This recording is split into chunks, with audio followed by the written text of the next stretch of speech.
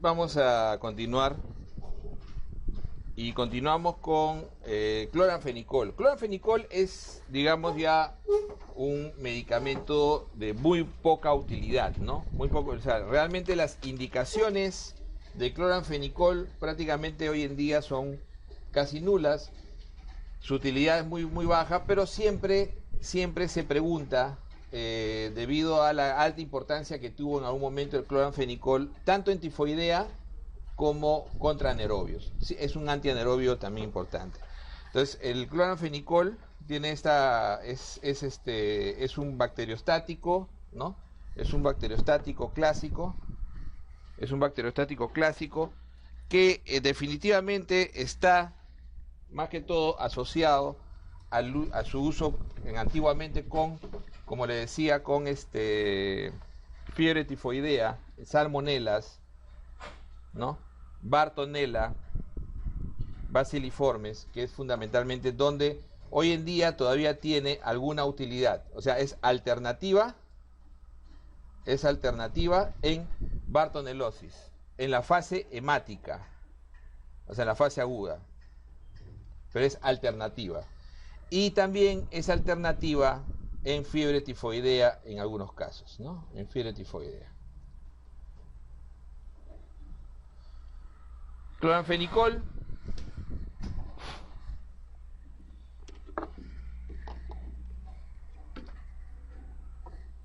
Cloranfenicol definitivamente es de este grupo 50S, o sea, es un inhibidor de la síntesis igual de proteínas que actúa en la fracción 50S, bacteriostático, fundamentalmente actúa en la translocación, en la parte liposoluble, y tiene un amplio espectro, como decíamos, tiene muy amplio espectro, ¿no? Amplio espectro, y tiene fundamentalmente actividad contra gram positivos, contra gram negativos y contra anaerobios. Era un anaerobio muy utilizado antiguamente, ¿no? Tenía un efecto antianaerobio importante, tiene muy buena absorción oral, o sea, el cloranfenicol puede ser parenteral y puede ser oral, ¿ok? Tiene esa característica. Atraviesa la barrera hematoencefálica muy bien también, tiene esa otra característica, y la barrera placentaria. Y como atraviesa la barrera placentaria es que puede producir como efecto adverso justamente, ¿no? el, el síndrome de niño gris, ¿ok? El síndrome de niño gris. Entonces, tiene esa característica que puede ocurrir en estos pacientes. Otra importancia, ¿no? Otra cosa importante del cloranfenicol es la posibilidad de producir anemia aplásica, ¿no? Y la anemia aplásica la va a producir fundamentalmente de dos tipos. Dependiente, o sea, la anemia puede ser dosis dependiente. Cuando es dosis dependiente, por lo general aparece post tratamiento. O sea, generalmente aparece post tratamiento. O sea, generalmente aparece a la semana, a los días de determinado tratamiento, y hace una anemia plástica que por lo general es reversible. Pues es reversible, ¿ok? Mientras que cuando la anemia plástica aparece durante el tratamiento suele ser de origen idiosincrático. Y cuando es de origen idiosincrático, como casi todas las, ¿se acuerdan? Las reacciones a veces idiosincráticas o que llamábamos tipo B son graves, ¿no? Esto también es grave y es irreversible. Esta es la anemia plástica que se convierte en produce un compromiso fundamentalmente irreversible en estos pacientes. Como decíamos, dentro de las indicaciones importantes, fundamentalmente hay que tener en cuenta que hoy en día su utilidad es casi nula, o sea, no es ni siquiera segunda elección, es alternativa, básicamente. Y alternativa, básicamente, acordarse de la fase hemática de la verruga, o sea, fundamentalmente la bartonelosis, de esta fase hemática, y como decíamos, en la fiebre tifoidea, que es rarísimo usarlo, sabemos que hoy en día tifoidea, fundamentalmente cipro, ¿no? La actividad, incluso para la resistencia a cloranfenicol, fue una de las primeras que apareció en los años 80, y a raíz de eso el cipro se erigió como el tratamiento de elección, solamente 7 días, mientras que cloranfenicol es 21 días de tratamiento para fiebre tifoidea y a una dosis de 50 miligramos kilo peso día, 3 gramos clásicamente al día, ¿no? Como tope de tratamiento. Entonces, esto que contraía una serie de efectos adversos, entre ellos los gastrointestinales importantes, náuseas, vómitos, diarreas, y los más serios, como era la anemia plásica, en el caso, como habíamos dicho, la anemia plásica que se ve fundamentalmente de dos tipos, ¿no? Como decíamos, la reversible, que es dosis dependiente, que se ve después del tratamiento, y la irreversible, que es idiosincrática, fundamentalmente en este grupo de pacientes. Entonces, como decíamos, no tiene realmente una indicación importante, pero siempre están las preguntas latentes, especialmente alrededor de la anemia plásica, alrededor del síndrome niño gris, ¿no? Cuando se usa en gestación, y la posibilidad de alternativa para su uso en la fase aguda hemática o en la alternativa en la fiebre tifoidea. Los macrólidos son de los antibióticos más útiles que tenemos hoy en día, y la gran utilidad de los macrólidos está alrededor de la neumonía. Son un grupo de bacteriostáticos, ¿no?, que bloquean fundamentalmente la subunidad 50S, o sea, inhiben igual la síntesis de proteínas a nivel de la subunidad 50S, ¿no? Actividad bacteriostática neta, fundamentalmente eritromicina, claritromicina, acitromicina, y tenemos también que mencionar después, vamos a mencionar la telitromicina, que en realidad es un estólido, que es parte de la familia de los macrólidos, ¿no? La telitromicina. Entonces, ¿cuál es la gran utilidad en la neumonía? ¿Por qué es tan útil el macrólido? El macrólido tiene alta actividad contra bacterias intracelulares y especialmente contra micoplasma, contra aquellos atípicos, aquellas bacterias atípicas que no tienen pared celular.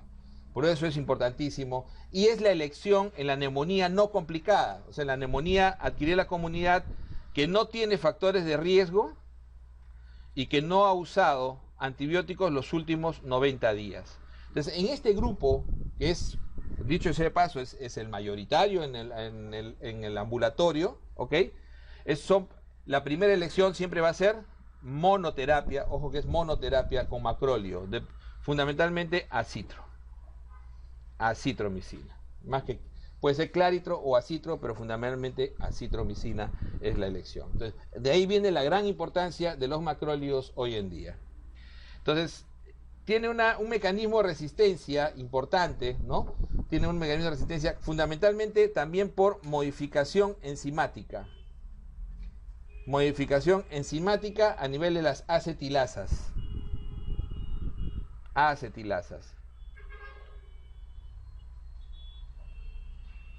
Entonces tiene ese mecanismo y también bloqueo de entrada. Bloqueo de entrada como mecanismos de resistencia importantes. La farmacocinética de estos macrólidos de este grupo es muy buena, tiene muy buena absorción oral, o sea, la absorción dentro del ADME es muy buena absorción oral, excelente absorción oral, atraviesa la barrera hematoencefálica, ¿no?, y placentaria. O sea, atraviesa la barrera hematoencefálica y placentaria, sin embargo, son seguros en la gestación. No producen mayores efectos sobre el producto y son seguros en la gestación, eso es importante. Su metabolismo fundamentalmente es hepático y su eliminación es básicamente biliar, por lo tanto no requiere ajuste renal. Eso también es importantísimo. O sea, el grupo no requiere ajuste renal. ¿Ok? Y pregunta clásica, este grupo, ¿no? Este grupo es el clásico grupo que hace inhibición, ¿no? Hace inhibición a nivel de la citocromo 3A4, ¿no es cierto? Citocromo P450. Entonces, es un grupo que hace inhibición dentro de la citocromo P450, específicamente en la 3A4, que es donde al hacer inhibición, incrementa la toxicidad de otros medicamentos, tipo warfarina, ciclosporina, etc. Entonces, Todo inhibidor, recuerden siempre, todo inhibidor incrementa toxicidad. O sea, todo inhibidor incrementa toxicidad. Y todo inductor disminuye efecto. Disminuye efecto. Entonces, por eso es que macrólidos, muchas veces con algunos grupos de medicamentos puede incrementar toxicidad. Ejemplo, antihistamínicos, incrementa arritmias, especialmente en algunos antihistamínicos, ¿no? Algunos incluso han sido retirados del mercado debido a estas arritmias que se pueden presentar. Entonces, porque son inductores, son inhibidores y incrementan la toxicidad de unos medicamentos. Pregunta clásica siempre de examen, ¿eh? Los macrólidos, ¿no? ¿Y quiénes son los inductores? Básicamente la eritromicina y la claritromicina. La acitro no está en ese grupo, ¿ok? Básicamente la eritro y la claritromicina. Por eso es que acitro es la primera elección de su uso. Acitro tiene menos efectos adversos. Inhibidor del citocromo P450. Entonces, junto con los azoles, ¿no? Los azoles son fluconazol, itraconazol, ketoconazol, son los dos grandes grupos de inhibidores. Y los inductores, clásicamente, ¿quiénes son? Rifampicina, que vamos a ver después, y los antiepilépticos que nos toca ver la próxima semana. Entonces, esos son los clásicos que actúan a nivel de la citocromo P450, específicamente en la citocromo, en la subfamilia 3A4, que casi está metaboliza el 60% de los fármacos. Entonces, esa subfamilia 3A4 es el que ha sido motivo de pregunta examen en muchos sitios, incluyendo residencia, así que hay que tenerlo en cuenta. Es importante con respecto a esto, ¿no? Entonces tiene, como decíamos, los macrólidos, no tienen mucho riesgo en el embarazo, ¿no? Tiene muy buena, como decíamos, tiene esta inducción. Y dentro de su espectro, importante es los gram positivos, incluyendo estafilococos, el gas, el estreptococo. Es importante en alérgicos a la penicilina. Siempre en alérgicos a la penicilina, los macrólidos son la alternativa en gram positivos, ¿ok? Siempre los macrólidos son la primera alternativa en gram positivos. En alérgicos a las penicilinas, coberturan muy bien cocos gram como las nicerias, ¿no? Coberturan muy bien algunos gram negativos como el Haemophilus, por eso es que para neumonía tiene muy buena elección. Legionela es la segunda elección. Sabemos que hoy en día Legionela, la primera elección es levofloxacina, es la segunda elección en Legionela. La claritromicina se utiliza en HP, en Helicobacter pylori. Recordemos que la claritro se utiliza ahí. Y es la primera elección siempre en los macrólidos, especialmente acitro, en Mycoplasma. Pues fundamentalmente Mycoplasma pneumoniae. También es muy útil en Campylobacter. Recordemos que el Campylobacter puede producir diarreas disentéricas importantes, especialmente en niños, ¿no? Y su manejo pasa por el uso de fundamentalmente macrólidos. Entonces, haciendo un resumen, siempre Mycoplasma es quizás lo más importante. Recordémonos que Mycoplasma es el número 1 de las neumonías atípicas y es el número 2 en general. Después de neumococo está Mycoplasma, digamos, en la tabla general, ¿no? En la tabla general está Mycoplasma. Pero si uno lo pone dentro del grupo de los atípicos, es el número 1. ¿Ok? Es el número 1, Mycoplasma, y su tratamiento fundamentalmente pasa por acitro. Acitromicina, que es un excelente medicamento con efecto postantibiótico. ¿Ok? Además, en clamidias, como decíamos, es la segunda elección. Me hacía el acápite uno de sus colegas respecto a programas. En programas muchas veces se suele utilizar primero acitro. ¿Por qué? Porque por la facilidad de dosis única. Pero eso es básicamente porque recuerden que en todo programa lo que se predomina es la facilidad de dosis, de cumplimiento, adherencia. Pero sigue siendo dentro de clamidias, en actividad, lo más activo, el más indicado, siempre es tetras, doxiciclina, ¿ok? En clamidias. Claro, acitro es una muy buena elección, es la alternativa. Es la alternativa siempre. O sea, uno puede utilizar en clamidias como segunda alternativa. En Mycoplasma sí no hay duda. Ahí es la primera elección. En Legionela también es la segunda elección, ¿no? Primera es levofloxacina. En Campylobacter es el otro grupo, lo van a ver un poco, lo van a ampliar quizás un poco más, de hecho, en pediatría, que es la población que más sufre infecciones por Campylobacter y diarrea de tipo disentérica importante. Otra gran utilidad es Helicobacter pylori. Recuerden que está dentro del tratamiento inicial del MOC, ¿no? Está claritromicina, amoxicilina y omeprazol en este grupo. En las ITS también es importantísimo, ¿no? Es importantísimo, ¿no? Por cobertura también, como decíamos, clamidias, también cobertura, Haemophilus ducreyi, etcétera.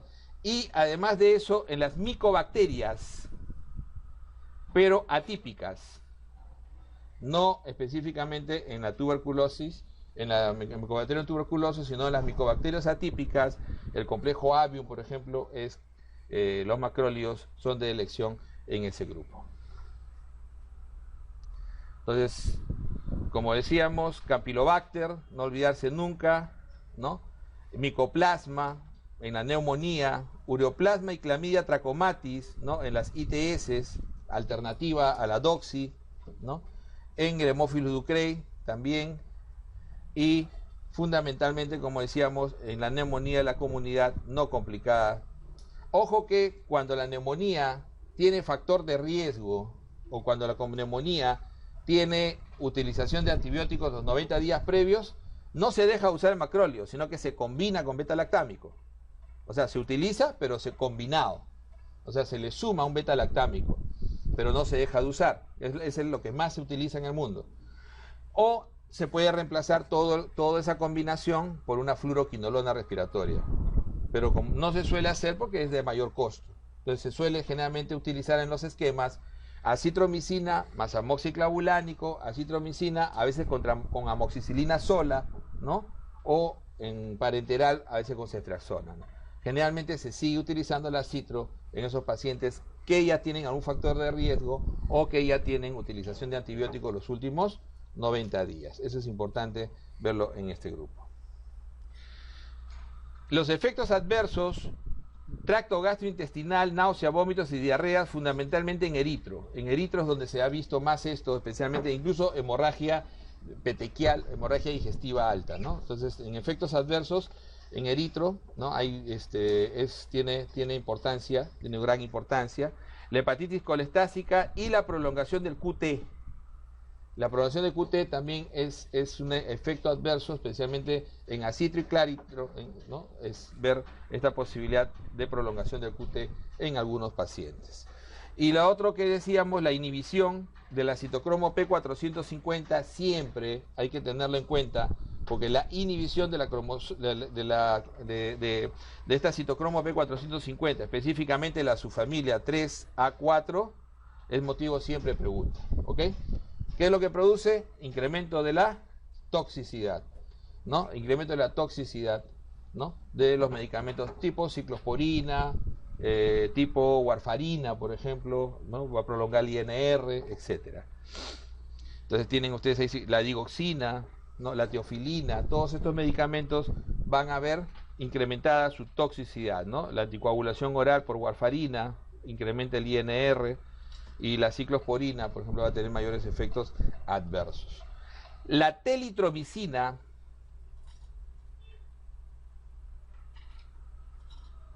es un estólido, que es una subfamilia o subpariente de los macrólidos. Estos grupos que están hoy en día, hay uno nuevo que es la cetromicina, que está en estudio. Fundamentalmente hay que mencionarlo porque se comercializó poco tiempo e iba a ser el gran medicamento de elección para la neumonía. Pero la telitromicina, que tiene un amplio espectro sobre más actividad que el resto sobre neumococo, además de su alta actividad contra atípicos, entonces iba a ser la monoterapia de la neumonía, ¿no? Fracasó fundamentalmente por daño hepático, o sea, por hepatotoxicidad. O sea, la telitromicina es un excelente medicamento que tuvo este defecto, ¿no? Por daño hepático y por ototoxicidad. Y lo que se está esperando de estos estólidos, ¿no? Estos estólidos, de los estólidos, es dos productos nuevos que están en estudio, ¿no? La cetromicina y otro que todavía no tiene nombre, solamente está en siglas. O sea, ese es el futuro, digamos, de lo que puede ser el manejo de las neumonías, ¿ok? Pero siempre hay que acordarse, porque alguna vez lo han preguntado, telitromicina, ¿por qué falló? A veces hay que tener esos datos, ¿no? Falló por daño hepático, hepatotoxicidad, fundamentalmente, y por eso fue retirado del mercado, ¿no? Fue llevado a comercializarse durante 2 o 3 años, y en el estudio de qué se habrá retirado. Estudio de fase 4, ¿acuerdan, no? En estudio de fase 4. Puede ser una manera de preguntarlo también, ¿no? Si la telitromicina siendo indicada, ¿no? Ambulatoriamente, fue retirado por hepatotoxicidad, ¿qué tipo de estudio fue el que lo retiró? Estudio de fase 4, ¿no? Estudio post-comercialización, porque ya había sido aprobado. Ok, esta es la gran utilidad de los macrólidos, medicamentos de muy alta actividad, como decíamos, a nivel de vía respiratoria, ¿no? A nivel de vía respiratoria, con alta actividad fundamentalmente en micoplasma, ¿no? En ITS también, importantísimo para su manejo en todos estos pacientes. Las lincosaminas, fundamentalmente, también bacteriostáticos, igual inhiben, ¿no? Inhiben la formación, inhiben la síntesis de proteínas, ¿no? Igual a nivel bacteriano, ¿no? Y bloquean las unidades 50S a nivel de la transferencia de aminoácidos. Entonces las lincosaminas como bacteriostáticos teníamos la lincomicina, que todavía se sigue utilizando en el Perú. O sea, ya en el mundo la lincomicina es una rareza total, pero en el Perú se sigue utilizando, ¿no? La lincomicina al dosis de 600 miligramos al día. ¿Por qué dejó de usarse? Porque la clindamicina tiene igual espectro, igual y mayor, o sea, cubre lo mismo y tiene incluso mucho mayor espectro que respecto a la lincomicina. La clindamicina tiene alto espectro contra gram positivos, incluyendo gram positivos anaerobios. Entonces, cuando decíamos nosotros que pierden abdomen, ¿por qué es? Porque el Bacteroides fragilis, ¿no? El Bacteroides fragilis, ¿ok? Fundamentalmente es un gran negativo anaerobio. Entonces, la mayor actividad de la clindamicina a nivel de anaerobios es sobre gram positivos. Fundamentalmente sobre gram positivos, peptiostreptococos, actinomyces, y sobre estos, y sobre algunas especies de bacteroides, pero no específicamente el fragilis. O sea, tiene menor actividad que metronidazol, como decíamos, por eso que el metronidazol, la tigeciclina y los carbapenems son mucho más activos a nivel abdominal porque tienen mejor cobertura sobre fragilis. Existe incluso una cefalosporina, ¿se acuerdan?, de segunda generación, que se utiliza contra antibacteroides, que es la cefoxitina, ¿no? Entonces por eso que tiene importancia la cefoxitina, por su actividad antibacteroide frágiles específicamente. La clinda va a servir más en anaerobios que están por fuera del abdomen, por eso es que es de elección, ¿no? Es de elección en la vía respiratoria fundamentalmente. En la vía respiratoria, en el absceso, ¿no? En el absceso pulmonar, ¿no? Es el medicamento de elección. Absceso pulmonar. En las bronquiectasias,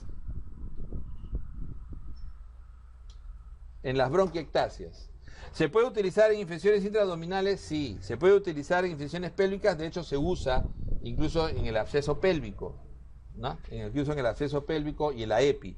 Pero como le decía, dentro de las infecciones intraabdominales es preferible el metronidazol o los carbapenems. Mientras que en el absceso pulmonar se utiliza generalmente entre 6 a 8 semanas como mínimo, como monoterapia a veces, ¿no? Muchas veces como monoterapia en los pacientes, y porque tiene una muy buena farmacocinética, ¿no? Y se puede utilizar por vía parenteral o por vía oral.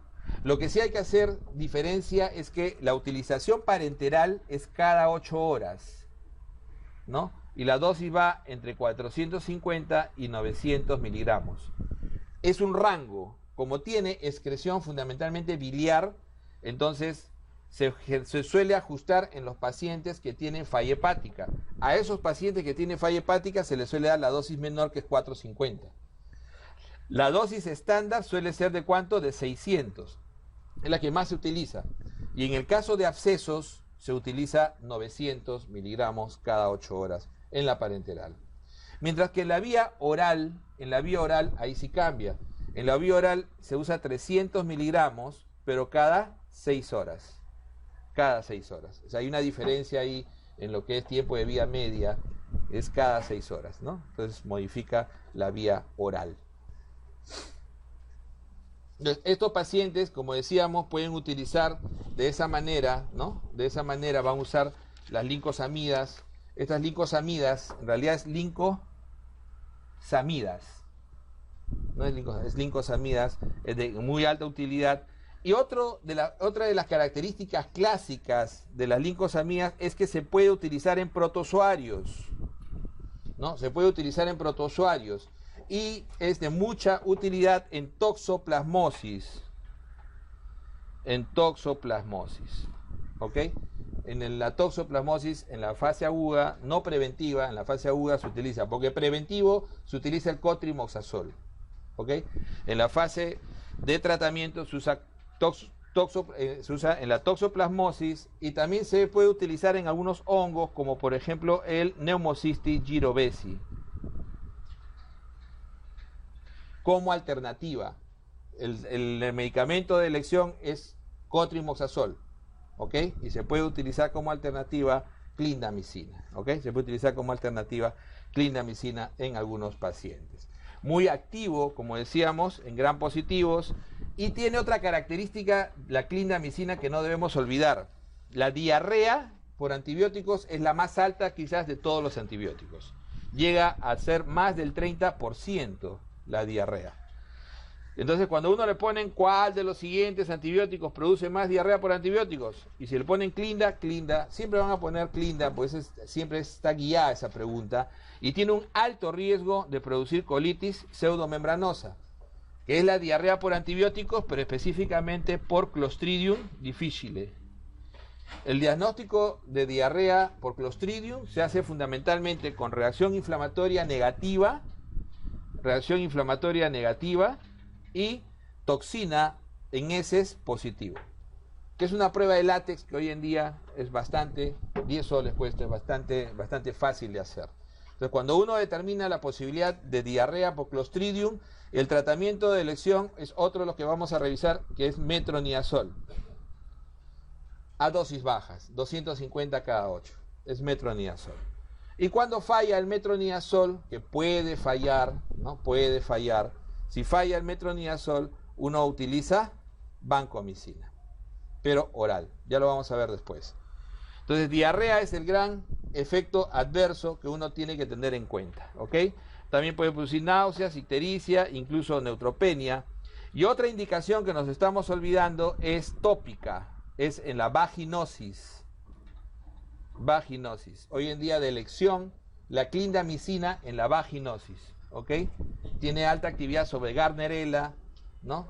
En esas vaginosis o flujos de mal olor, donde la prueba de hidróxido de potasio, ¿no? Produce una reacción de muy mal olor, que es de elección ahí, óvulos de clindamicina, ¿ok? Óvulos de clindamicina en la vaginosis. Entonces es otra indicación siempre que tenemos que tener en cuenta con clindamicina.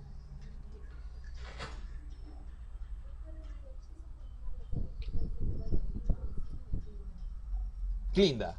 No, la linco, no se confundan, ¿eh? La lincomicina lo menciono porque se utiliza en el Perú, pero no tiene ya indicaciones. O sea, si ustedes van a las indicaciones en forma científica, en estudios, ya no van a encontrar lincomicina en ninguna indicación, ni siquiera como alternativa. Siempre va a ser clinda. Pero tengo que mencionarlo porque el linco se sigue consumiendo, o sea, se sigue utilizando en el Perú, fundamentalmente para infección de vía respiratoria alta, ¿no? Recordemos que la clindamicina tiene actividad importante también contra gram positivos y también se utiliza en celulitis como alternativa. Se utiliza también en infecciones de piel, ¿ok? También se utiliza en infecciones de piel y partes blandas, incluso de hueso. Pero las principales indicaciones, como decíamos, absceso pulmonar, bronquiectasias, ¿no? Fundamentalmente, ¿no? Se utiliza en vaginosis en forma tópica, en toxoplasmosis es la primera elección, ¿no? Y en algunas infecciones de piel y partes blandas.